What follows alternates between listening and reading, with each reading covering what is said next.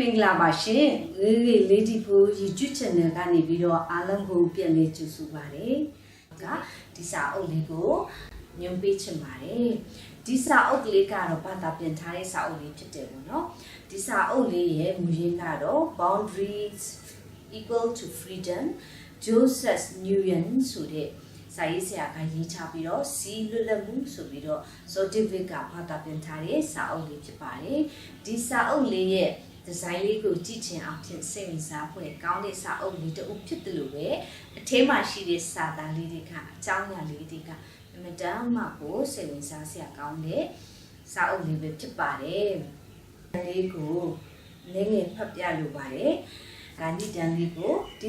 သင်ကိုပို့ပြီးငြိမ်းချမ်းစေဖို့ပို့ပြီးစိတ်ကြည်နဲ့ပျော်ရွှင်စေဖို့ကူညီပေးမဲ့လမ်းညွန်ဖြစ်ပါတယ်။အရာရာတိုင်းကမရှိခြင်းကနေဖြစ်တည်လာတာဖြစ်ပါတယ်။ဖန်တီးတည်ထွင်မှုအသက်တွေဖြစ်လာဖို့အတွက်ပထမအဦးဆုံးနေရာလွတ်တွေရှိနေဖို့လိုအပ်ပါတယ်။ကျွန်တော်တို့ရဲ့ဘဝလည်းအဲ့ဒီလိုပါပဲ။ကျွန်တော်တို့ကိုပြောင်းလဲပေးမဲ့အတွေ့အကြုံသစ်တွေရရှိဖို့အတွက်ပထမဆုံးအနေနဲ့အဲ့ဒီအတွေ့အကြုံသစ်တွေကိုဖြစ်တည်လာစေနိုင်မဲ့နေရာတွေကို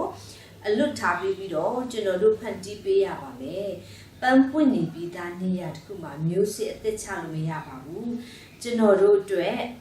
နေရာလွတ်တွေကိုဖန်တီးပေးနိုင်မယ်နီလန်းကတော့စီးတွေကိုချမှတ်ဖို့ပဲဖြစ်ပါတယ်။စီးရှိတဲ့နေရာမှာငြင်းချမ်းမှုရှိတယ်။ကျွန်တော်တို့ချစ်ခင်တဲ့ရတယ်ကျွန်တော်တို့ရဲ့ဘဝပါဝင်ဖြစ်နိုင်ချေရာအားလုံးက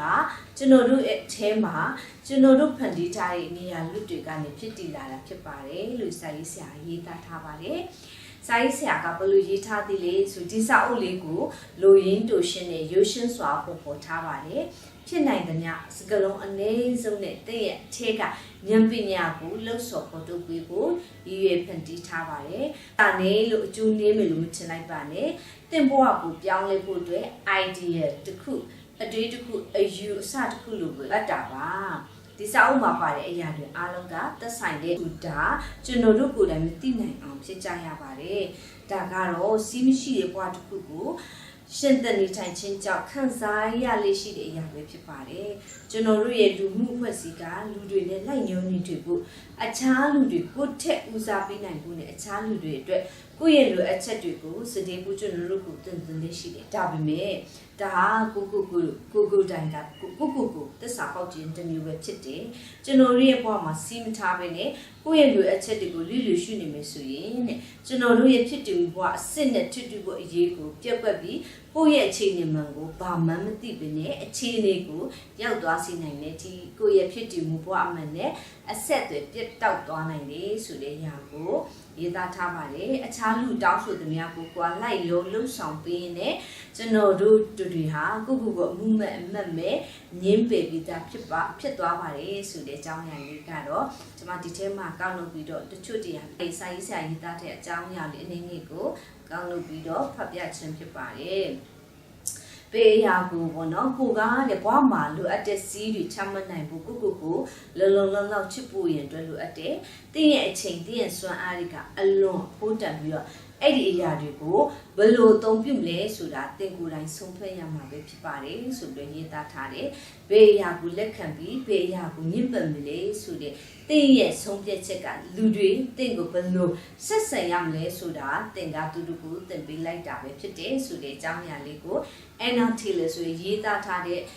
ပညာရှိကြီးကရေးသားထားတဲ့အကြောင်းအရာလေးကိုစာရေးဆရာပြန်လည်ပြီးကောက်နှုတ်ထားတာကိုလည်းတွေ့ရှိရပါတယ်။ဒါလေးကအခန်းတစ်ထဲမှာရေးသားထားတဲ့အကြောင်းအရာလေးကတော့စာမျက်နှာ3မျက်နှာလောက်ရှိပါတယ်။ဒါမဲ့ကျွန်မကအနေငယ်ပြန်လည်ပြီးကောက်နှုတ်တယ်။ဒီထဲမှာပါတဲ့အကြောင်းအရာလေးအနည်းချုပ်ကိုချက်တွေကမတစ်ကတည့်ရဲ့စီးတွေကိုတိဆောက်ပြီးအဲ့ဒီစီးတွေကိုလေးနဲ့တမိုးထားပါ။တည့်ရဲ့စီးတွေကိုတမိုးထားခြင်းကတင်ကိုယ်တိုင်တမိုးထားခြင်းတင့်ကိုတင်တမိုးထားခြင်းဖြစ်ပါတယ်ကျွန်တော်တို့ရဲ့စီးတွေကကျွန်တော်တို့တမိုးထားတဲ့အရာတွေကိုထင်ဟပ်မြင်သာစေပါတယ် no လို့ညင်းဆိုခြင်းဟာကိုယူဆိုင်ခြင်းသာဖြစ်ပါတယ် no လို့ညင်းဆိုခြင်းကိုလက်ပြလုံးစွာလှုပ်ရိုးလှုပ်စင်တစ်ခုဖြစ်စေပါ ကျွန်တော်တို့မှာဖြစ်ပျက်လာတဲ့အရာတွေကကျွန်တော်တို့ရဲ့စိတ်ခံစားမှုကိုဖြစ်တည်စေတာမဟုတ်ပါဘူးအဲ့ဒီဖြစ်ပျက်လာတဲ့အရာတွေပေါ်မှာကျွန်တော်တို့တွေးတောခံယူလိုက်တဲ့အရာကသာလည်းကျွန်တော်တို့ရဲ့စိတ်ခံစားမှုကိုဖြစ်စေတာပါ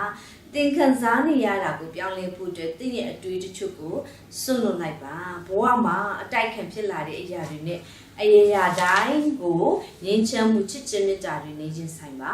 ပြင်ပချင်တွေကပေါ့နော်သင်အထဲမှာဘယ်လိုခံစားနေရတယ်လဲဆိုတဲ့ပွားမှုတည်ပြီးတုံ့ပြန်ပါတယ်စီးတွေကသင်ကိုလွတ်မြောက်စေတယ်စီးတွေကသင်ဘဝထဲကိုဝင်လာစေခြင်းတဲ့အရာတွေဝင်လာစေနိုင်တဲ့နေရာလွတ်တွေကိုဖန်တီးပေးပါတယ်ငြိမ်းချမ်းတဲ့ဘဝတစ်ခုမှာလူတိုင်းစိတ်ကြည်နပ်အောင်သင်မလုပ်ပေးနိုင်ဘူးဆိုတဲ့အတိတ်ကနေဖြစ်တည်လာတာပါအခြားလူတွေရဲ့ခံစားချက်ကိုသင်မထိန်ချုပ်နိုင်ပါဘူးဒါပေမဲ့သူတို့ရဲ့စိတ်ခံစားမှုကိုတော့သင်တံမိုးထားနိုင်ပါတယ်အခြားလူတွေကစိတ်ခံစားမှုအခြားလူတွေစိတ်ခံစားမှုကိုပြောင်းလဲဖြစ်ဖို့သင်မှာတောင်းလို့ရှိပါဘူးငြိမ်းချမ်းမှုဆိုတာလူတယောက်ချင်းစီတိုင်းကိုယ်တိုင်လှုပ်ဆောင်ရမည်ရွေးချယ်မှုတစ်ခုပဲဖြစ်ပါတယ်တင်လှုပ်ဆောင်လိုက်တဲ့အပြောင်းလဲ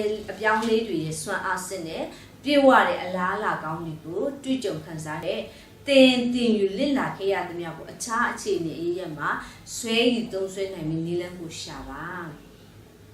ကိုပေါ်မှာစီးထားရဆိုတာအခြားလူတွေရဲ့လိုအင်တွေထက်ကိုယ့်ရဲ့လိုအင်ကိုရှစ်တန်းတင်တဲ့တကူကောင်းဆန်ခြင်းမဟုတ်ပါဘူးစီးထားရဆိုတာ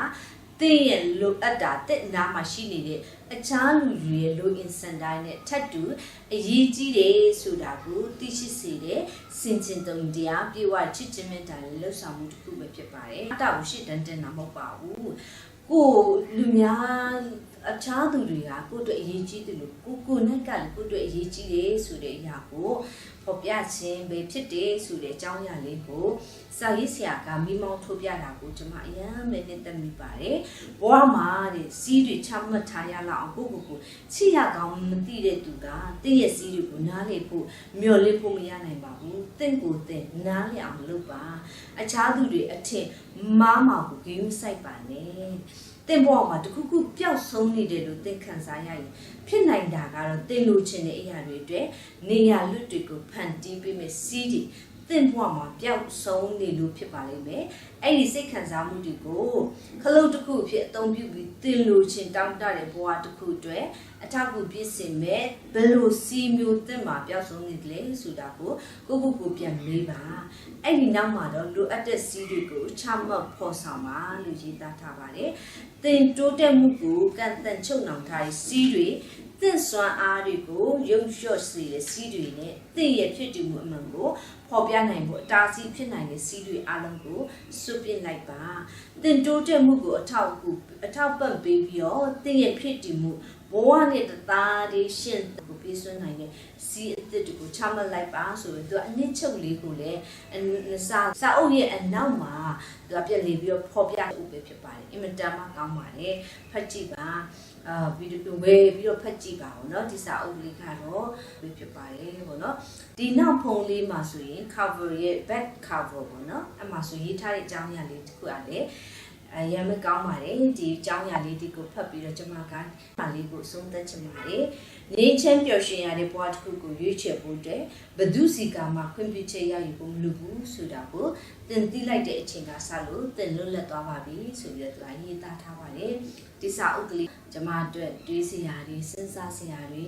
ကျွန်မတို့တစ်ခုကြံတယ်လို့ပဲပေါ့နော်ဒီမှာရှိတဲ့မမတွေထဲမှာလည်းဒီစာအုပ်ကိုဖတ်ပြီးတဲ့လူတွေရှိမယ်ဖတ်ပြီးတဲ့သူတွေကဘယ် chapter ဘယ်ခေါင်းစဉ် subtitle လေးကိုချိန်နေတတ်တယ်လေဘယ် subtitle လေးတွေကကိုယ့်ရဲ့အကျိုးရှိလေမဖတ်ရသေးတဲ့လူကလည်းကိုကဒီကျွန်မပြောသွားတဲ့အကြောင်းအရာတွေထဲမှာမှဘယ်အကြောင်းအရာကိုစိတ်ဝင်စားလဲဆိုတာကိုလည်း comment မှာရေးပေးခဲ့ပါဦး